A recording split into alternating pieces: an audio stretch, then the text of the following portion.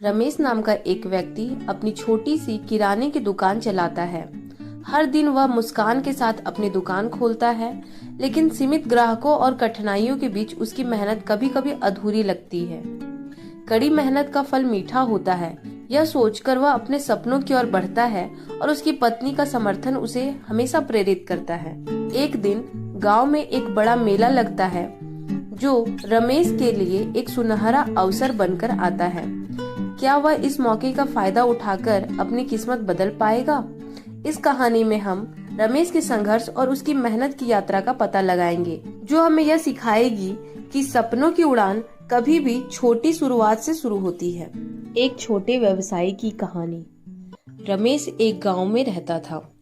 उसकी एक छोटी सी दुकान थी, जहां वह किराने का सामान बेचता था। रोज सुबह जल्दी उठकर वह दुकान खोलता और पूरे दिन ग्राहकों का इंतजार करता। गांव छोटा था, इसलिए उसकी दुकान पर ज्यादा ग्राहक नहीं आते थे, लेकिन रमेश ने कभी हार नहीं मानी। रमेश की दुकान उसकी एकमात्र आजीविका थी।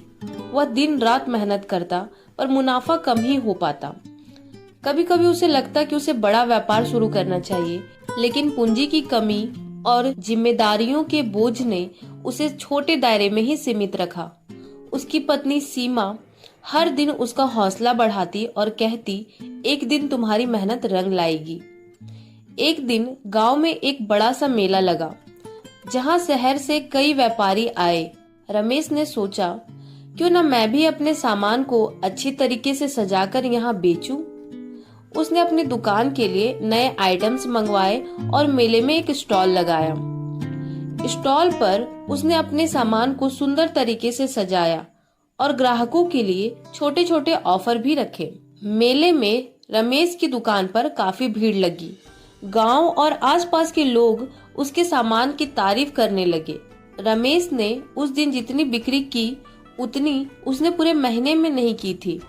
मेले के बाद उसकी दुकान की चर्चा पूरे गांव में फैल गई और धीरे धीरे उसके ग्राहक बढ़ने लगे। रमेश को एहसास हुआ कि उसकी मेहनत, ईमानदारी और सही मौके पर किया गया प्रयास उसे सफलता की ओर ले जा रहा है।